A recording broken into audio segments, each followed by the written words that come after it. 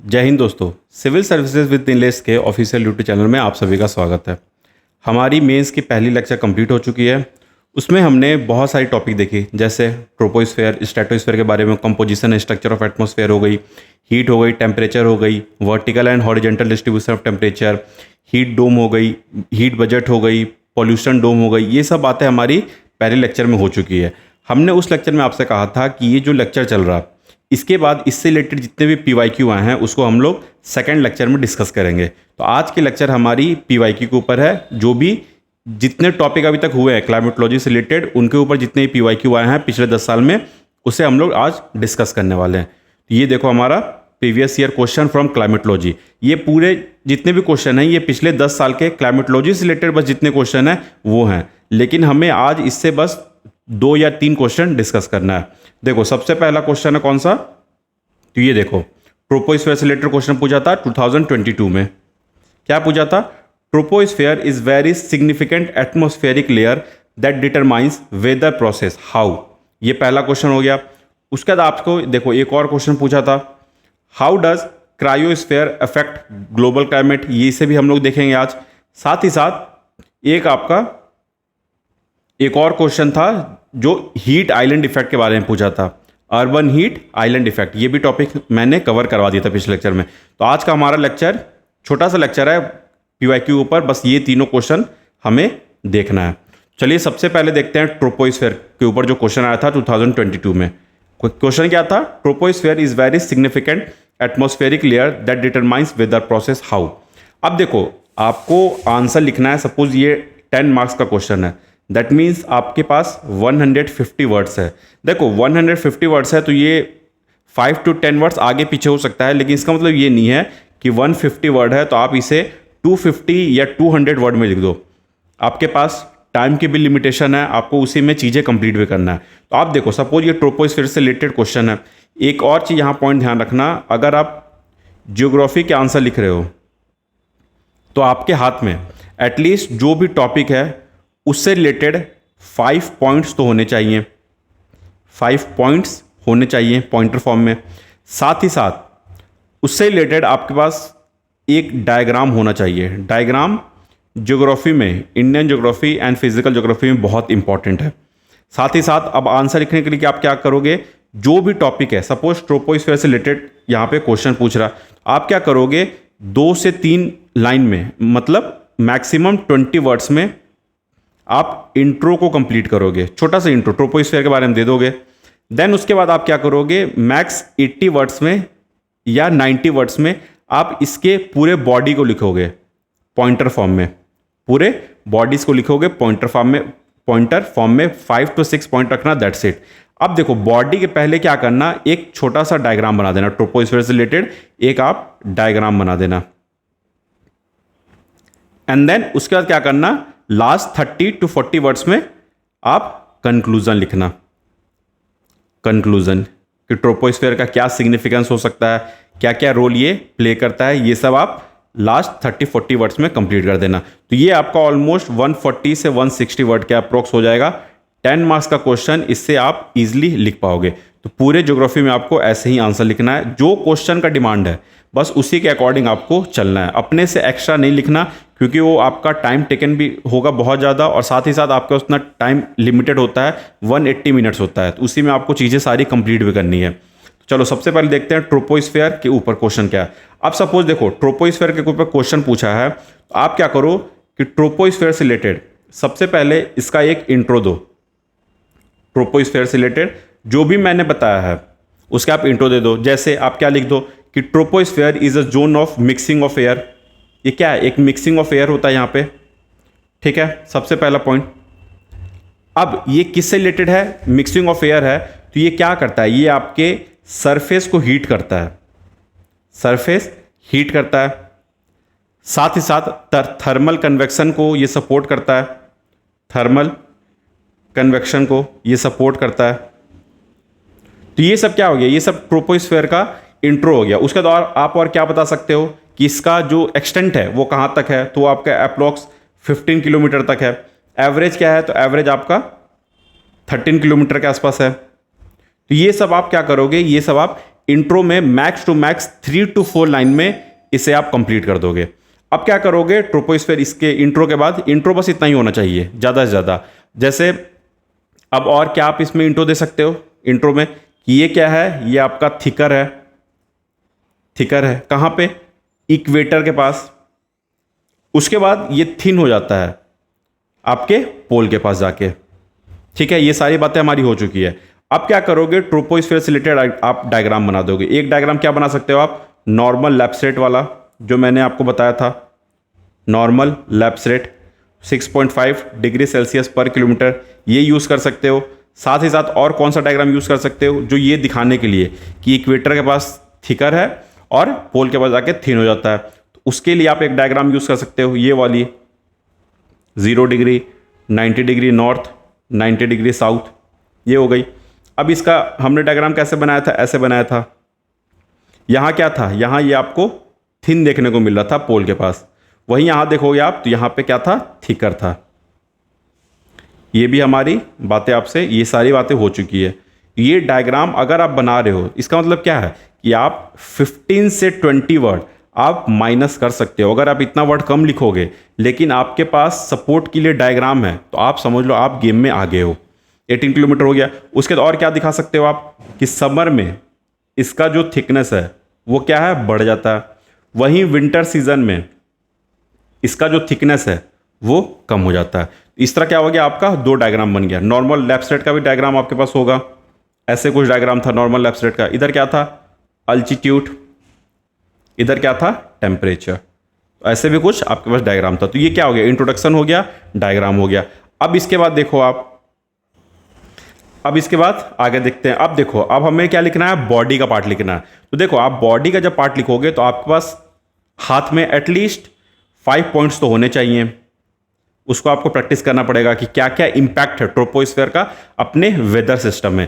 तो देखो, उसके लिए हम लोग क्या किए हैं, आपके लिए चीज़ों को ईजी करने के लिए मिनोमिक्स बना दिए हैं। मिनोमिक्स देखो, ट्रोपोस्फेयर से रिलेटेड बात हो रही है यहाँ पे, तो ट्रोपोस्फेयर ही आपका मिनोमिक्स है।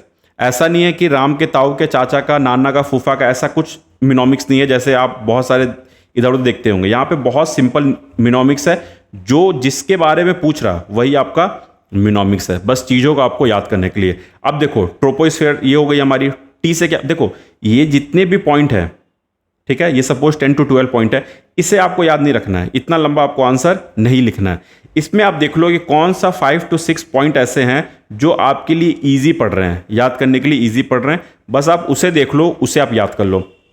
तो देखो, टी से क्या हो गया, टेम्परेचर ग्रेडियंट, आर से रेडिएशन एब्जॉर्प्शन, ओ से ओरोग्राफिक इफेक्ट, पी से प्रेशर सिस्टम, ओ से ओजोन लेयर इन्फ्लुएंस, एस से स्टॉर्म फॉर्मेशन, पी से प्रेसिपिटेशन पैटर्न्स, एच से ह्यूमिडिटी रेगुलेशन, ई से इन्वायरमेंटल लैप्स रेट, आर से रेन शैडो, ई से इवापोरेटिव कूलिंग। ये हो गई हमारी ट्रोपोस्फेयर के मिनोमिक्स। अब देखो, अब एक एक को आप क्या करो कि बस एक एक लाइन में आपको एक्सप्लेन करना है, दैट्स इट। ये तो पूरा डिटेल लिखा हुआ है ये आपको समझाने के लिए, लेकिन आपको इतना लंबा एक्सप्लेन नहीं करना, आपको 1 to 2 लाइन मैक्सिमम, एक पॉइंट को 1 to 2 लाइन में पॉइंटर फॉर्म में एक्सप्लेन करना है। टी से देख लो आप, टेम्परेचर ग्रेडियंट, ठीक है। अब इसके बारे में देखो आप, एक्सप्लेनेशन इसका देख लो आप। Temperature gradient refers to the rate of change in temperature with distance. ये अभी ये डायग्राम देखा ना आपने इन्वायरमेंटल लैप्स रेट का, ये क्या, ये वही सब शो कर रहा है आपका टेम्परेचर ग्रेडियंट से related. Refers to the rate of change in temperature with distance, कितना, 6.5 डिग्री सेल्सियस पर किलोमीटर, जिसे आप नॉर्मल लैप्स रेट कहते हो इन दी ट्रोपोस्फेयर। ये हो गई बात आपकी टेम्परेचर ग्रेडियंट की। वहीं आगे एक और पॉइंट देख लो, these gradients are crucial for driving atmospheric circulation, influencing wind pattern and forming weather system. इसको भी ध्यान रखना आप, ये किस में हेल्प हो रहा है, आपका एटमॉस्फेरिक सर्कुलेशन को सपोर्ट कर रहा, इन्फ्लुएंस कर रहा है विंड पैटर्न को, एंड देन वेदर सिस्टम को ये सपोर्ट कर रहा। तो ये बात हो गई टेम्परेचर ग्रेडियंट की। उसका सेकंड पॉइंट आप देख लो, क्या रख सकते हो, टी आर। आर से क्या हो गया, रेडिएशन एब्जॉर्प्शन। रेडिएशन एब्जॉर्प्शन के बारे में देख लो, the troposphere absorb solar radiation, कौन सा, शॉर्ट वेव सोलर इंसुलेशन के फॉर्म में आता है, जाता किससे, ये long wave thermal terrestrial radiation. तो ये इसके बारे में बात हो रही है। Which effect the earth surface temperature and weather pattern, इसको भी ध्यान रखना, रेडिएशन एब्जॉर्प्शन, जो हमारी बातें भी हो चुकी है ये। सेकंड थर्ड देख लो आप, ओरोग्राफिक इफेक्ट, अब ओरोग्राफिक इफेक्ट में इसका क्या रोल है वो देख लो। Orographic effect occur when air masses are forced to rise over mountain. तो ये किस पे, सपोज ये आपका माउंटेन रेंजेस है, माउंटेन रेंज है ये आपका माउंटेन रेंज है। अब इधर से क्या हो रहा है, कोई भी एयर आ रहा है तो ये माउंटेन के सपोर्ट से ये क्या कर रहा है, आपका राइज कर रहा है, तो ये भी आपका रेनफॉल में सपोर्ट करता है। इसे ही आप ओरोग्राफिक इफेक्ट कह रहे हो। Orographic effect occur when air masses are forced to rise over mountain as the air rises it cools. यहां जाके ये क्या होगा, कूल्स होगा, कंडेंस होगा, leading to precipitation on the windward side and creating a rain shadow जो on the leeward side. इसका सबसे बेटर एग्जांपल आप याद कर लो, वेस्टर्न घाट। वेस्टर्न घाट आप देखोगे जो अरेबियन सी ब्रांच से जो भी हवा आती है, जो आपका मानसून के समय में आता है, वो क्या करता है, इधर आप देखोगे इस एरिया में आपका रेनफॉल ज़्यादा होता है, लेकिन इधर क्या होता है, प्रेसिपिटेशन बहुत लेस होता है। तो ये क्या है, ये आपका विंडवर्ड साइड है, विंडवर्ड साइड है जहाँ पे ओरोग्राफिक इफेक्ट की वजह से यहाँ पे रेनफॉल क्रिएट होता है। तो ये थर्ड पॉइंट को भी आपको ध्यान रखना है, ये भी ट्रोपोस्फेयर का रोल है। फोर्थ देख लो आप, pressure system. High and low pressure system in the troposphere significantly impact weather. High pressure system typically brings clean air and stable weather. क्योंकि हाई प्रेशर सिस्टम है, इसका मतलब क्या है कि ये सपोज ये आपका सरफेस है, तो हाई प्रेशर सिस्टम है, तो वो क्या करता है, वो एयर को सिंक करता है, जिसके कारण से वो कंडेंस नहीं हो पाता है, प्रेसिपिटेशन को सपोर्ट नहीं कर पाता। सिंक करेगा तो एयर जो होगा, स्काई जो होगा, वो क्या होगा, क्लियर होगा, वो रेनफॉल वहाँ पे नहीं होगा, तो वो क्या होगा, क्लियर होगा। लेकिन अगर लो प्रेशर सिस्टम होगा तो वो जो एयर है वो राइज करेगा, कंडेंस करेगा तो रेनफॉल में चेंज हो जाएगा कूलिंग के बाद। तो ये बात हो रही है आपका प्रेशर सिस्टम पे। High pressure system typically brings clear sky and stable weather while low pressure system are associated with storm and precipitation। ये भी मैंने आपको पॉइंट समझा दिया ये भी पॉइंट मैंने आपको। नेक्स्ट अब देख लो, ओजोन लेयर इन्फ्लुएंस। अब इसमें ट्रोपोस्फेयर का रोल देख लेते हैं। Although the ozone layer is primarily in stratosphere, हमने तो बात की थी ना UV प्लस O3, ये कहाँ है, अपने स्ट्रेटोस्फेयर में। लेकिन ये जो है ये आपका ट्रोपोस्फेयर भी इसको नीचे आने में सपोर्ट करता है, नीचे नहीं आने देता है। कैसे वो देखो, although the ozone layer is primarily in stratosphere, it affects tropospheric weather by absorbing UV radiation which help regulate surface temperature and atmospheric stability। तो ये पॉइंट को भी आपको ध्यान रखना है। अब कुछ और देख लो आप, नेक्स्ट पॉइंट, जितना पॉइंट आपको एटलीस्ट 5 पॉइंट तो कम से कम आप ध्यान रखना अपने एग्जाम के लिए, उतना याद रखोगे आपका काम हो गया। Storm formation. The troposphere is when most storm form including thunderstorm, hurricanes and tornadoes. तो ये पॉइंट आप ध्यान रखना, आप स्टॉर्म फॉर्मेशन में भी हेल्प करता है। नेक्स्ट प्रेसिपिटेशन पैटर्न, ये भी हमने देख लिया, because of low pressure and high pressure, वही यहाँ पे बात हो रही है। ह्यूमिडिटी रेगुलेशन, ह्यूमिडिटी को भी रेगुलेट करता है। The troposphere regulates humidity level which impact cloud formation and precipitation. High humidity can lead to cloud formation and heavy rainfall, इसको भी आप ध्यान रखना।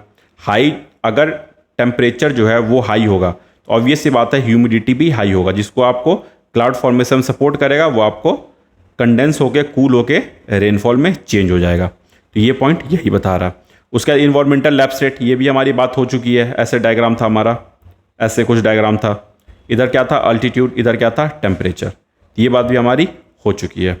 उसके देखो रेन शैडो जोन के बारे में बात हो गई, जो लीवर्ड साइड होती है, सपोज ये अपना इंडियन पेनिनसुला, इधर क्या हो गया, ये वेस्टर्न घाट हो गया, इसके इधर क्या है, ये सब लीवर्ड साइड पड़ता है, इधर रेनफॉल भी लेस होगा, साथ ही साथ यहाँ पे ये सब एरिया जो है ये ड्राई जोन में आता है, ये लीवर्ड साइड है, मतलब रेन शैडो जोन के अंदर आता है।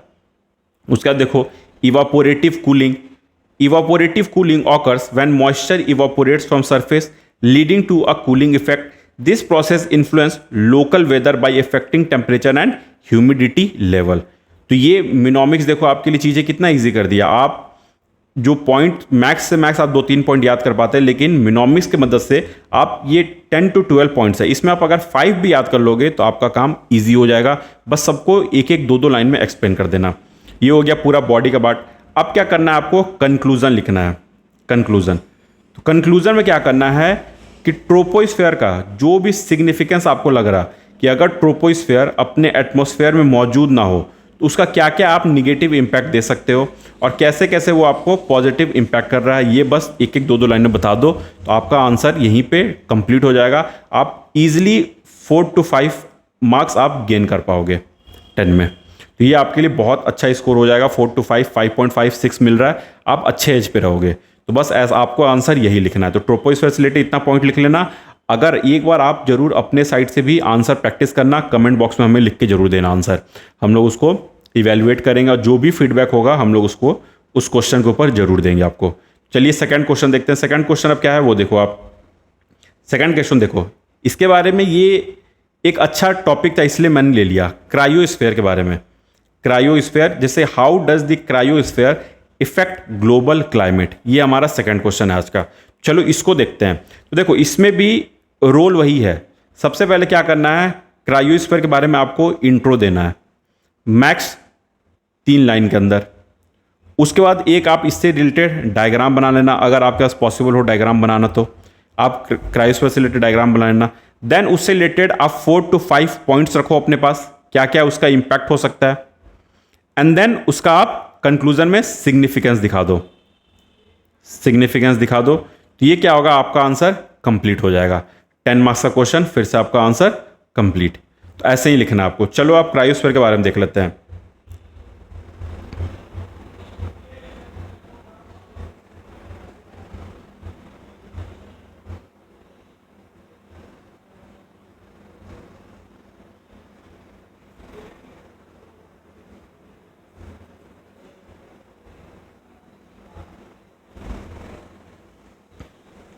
देखो नेक्स्ट क्वेश्चन है क्रायोस्फीयर के बारे में, impact of cryosphere on global climate. अब देखो सबसे पहले अगर आप इंट्रो लिखोगे इससे रिलेटेड, कि क्रायोस्फीयर से रिलेटेड इंट्रो लिखोगे तो आप उसमें क्या लिख सकते हो, जैसे आप लिख सकते हो कि जो क्रायोस्फीयर होता है, जो क्रायोस्फीयर होता है ये बेसिकली क्या है, ये आपका एक फ्रोजन पार्ट है, फ्रोजन वाटर है, frozen water on the earth surface. ये आपका इंट्रो हो रहा है, ठीक है, ऑन दी अर्थ सरफेस, जो प्ले करता है एक बहुत क्रूशियल रोल इन रेगुलेटिंग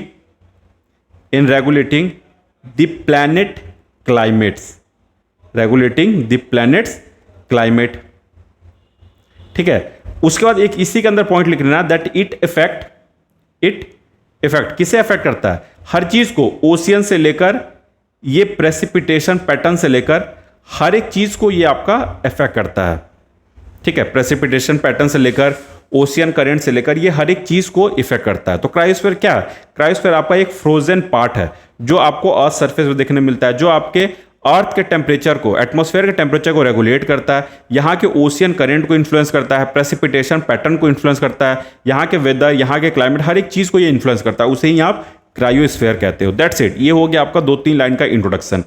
अब उसके बाद फिर वही चीजें आ रही है कि आपको अब इससे रिलेटेड आपको कोई एक डायग्राम बनाना है, ठीक है।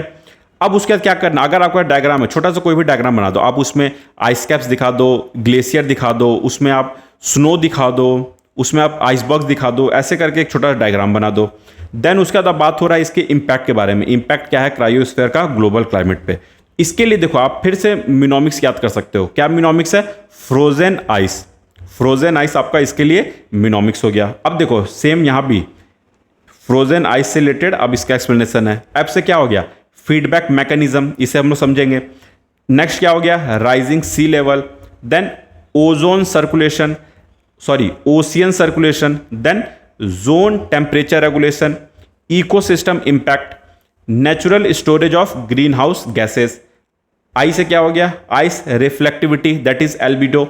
सी से क्या हो गया, क्लाइमेट रिकॉर्ड्स।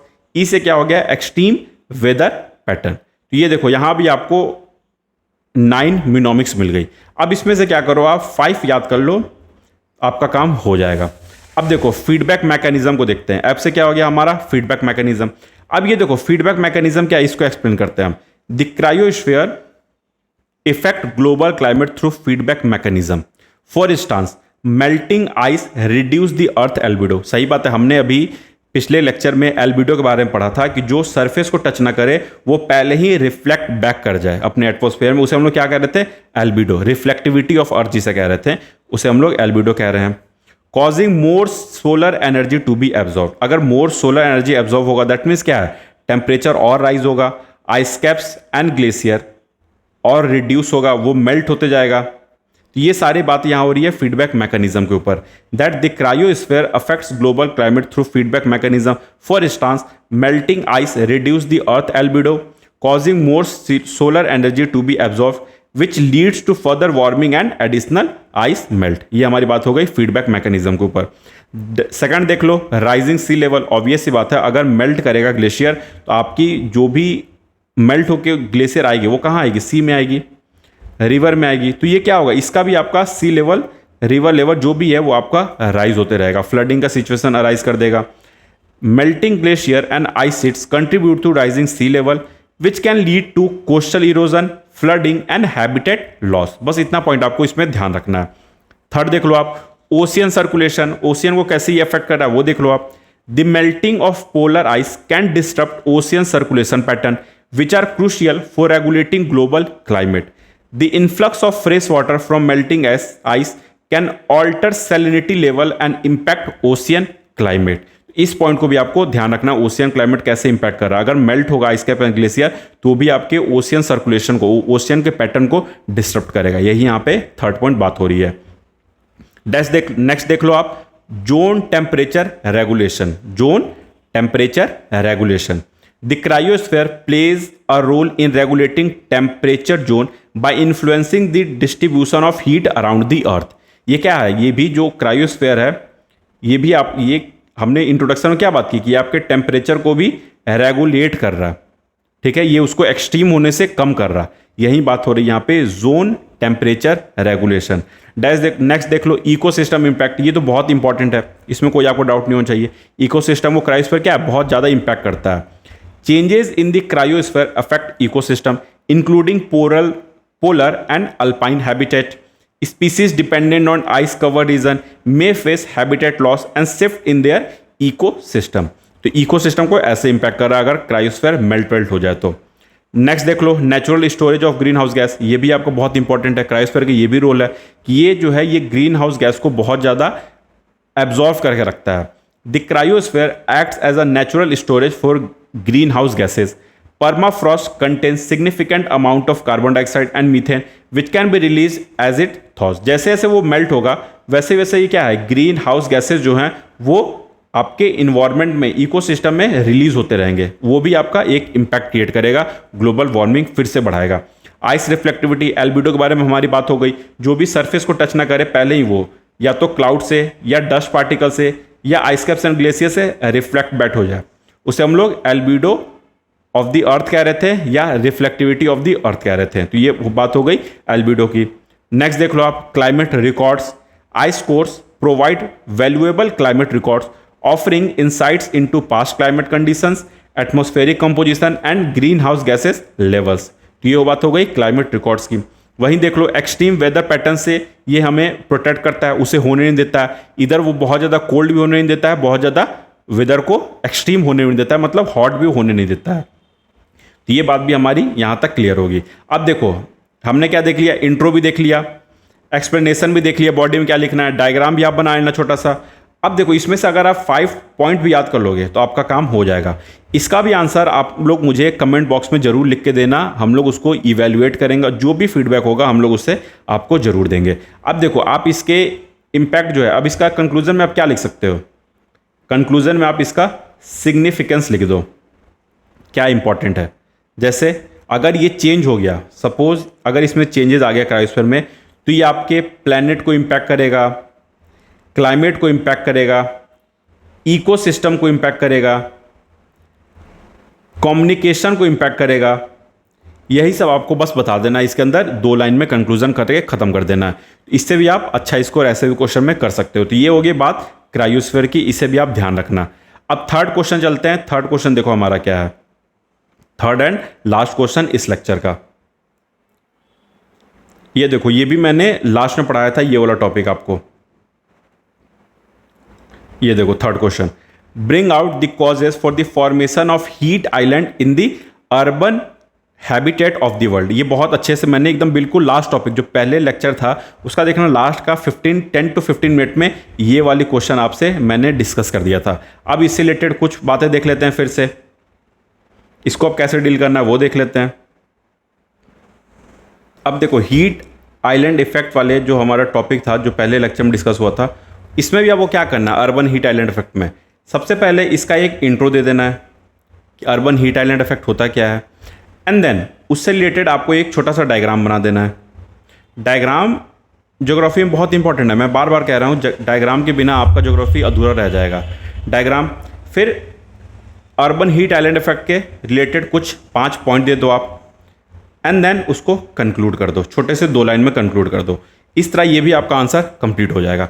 अब देखो जैसे causes for the formation of heat island in the urban habitat of the world, तो अर्बन हीट आइलैंड इफेक्ट के बारे में यहाँ बात हो रहा है। इससे एक छोटा सा इसमें आप एक इंट्रो दे दो, क्या दे दो कि रिलेटिवली हाई टेम्परेचर, जैसे जो अर्बन हीट आइलैंड इफेक्ट होता है उसमें क्या होता है, जो कोर पार्ट होता है, जो सिटी सेंटर का पार्ट होता है, वहाँ पे टेम्परेचर हाई होता है as compare to the outer areas. तो इसमें क्या लिख लो, इंट्रो आप लिख सकते हो दैट रिलेटिवली, ये सब लिखते चलना आप, ये सब वैसे बात बता चुका हूँ फिर भी लिखते चलना, relatively high temperature of its city and city center as compare to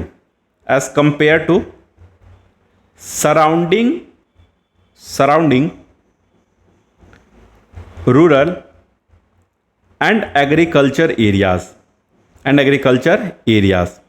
इसे कि आप अर्बन हीट आइलैंड इफेक्ट बोलते हो। तो ये हो गया आपका इंट्रो का पार्ट। अब उसके बाद आप क्या करो, आप इसमें छोटा सा डायग्राम दिखा दो, मैं यहाँ पे बना के दिखा दे रहा हूँ, इधर एरिया में बना के दिखा दे रहा हूँ मैं आपको डायग्राम। ये देखो आप, ये सपोज ये आपका सिटी सेंटर का एरिया हो गया, ऐसे यहाँ पे एक डायग्राम बना दो, ये सिटी सेंटर का एरिया हो गया, एंड देन ये आपका आउटस्कर्ट का एरिया हो गया, जो बाहर का जो पेरिफेरल एरियाज हो गया वो सब एरिया हो गया। अब देखो इसमें भी आप फिर से वैसे ही टेम्परेचर दिखा दो जो पहले मैंने दिखाया था आपको। इधर लिख दो आप 38, 28, 26, 24, 22, 20। आप क्या देख रहे हो कि जो ये सिटी का एरिया है यहाँ पे देखो आप टेम्परेचर ज़्यादा है, वैसे ही जैसे जैसे आप बाहर जाओगे ये सब एरिया हो गया आपका एग्रीकल्चर एंड रूरल एरियाज। इधर आप देखोगे कि टेम्परेचर बिल्कुल मिनिमल होते जा रहा। यही कॉन्सेप्ट पूरा अर्बन हीट आइलैंड इफेक्ट का। अब यहाँ पे बहुत सारे रीज़न होगी, ये जो एरिया है यहाँ पे टेम्परेचर ज़्यादा होने का बहुत सारा रीज़न हो सकता है। उसी रीज़न को आपको यहाँ पे डिफाइन करना है, क्या क्या कॉजेज़ है, बस इसे ही आपको यहाँ पे बताना है। तो उसे भी देखो हम लोग आपके लिए ईजी कर दिए हैं मिनोमिक्स के फॉर्म में, उसे भी करके। ये देखो आप सबसे पहले इसे रब कर देते हैं, इसे आप अपने नोटबुक में जरूर बना लेना।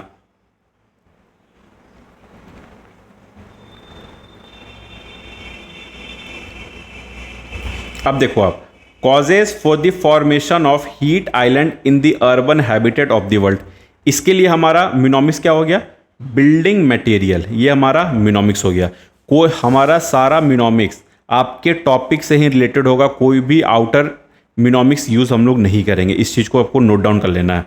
अब देखो बिल्डिंग मटेरियल से रिलेटेड देख लो क्या क्या बात हो रही है, उसको एक्सप्लेन कर लेते हैं। बी से बिल्डिंग डायनेस्टी, यू से अर्बनाइजेशन, आई से इंडस्ट्रियल एक्टिविटीज़, एल से लैक ऑफ वेजिटेशन, डी से डार्क सरफेस, आई से इनसफिशिएंट वाटर बॉडीज, एन से नाइट टाइम हाई रिटेंशन, जी से ग्लोबल वार्मिंग, एम से मोटर व्हीकल एमिशन, ए से एयर कंट्रोलिंग, टी से ट्रैफिक कंजेशन, ई से एनर्जी कंजम्पशन।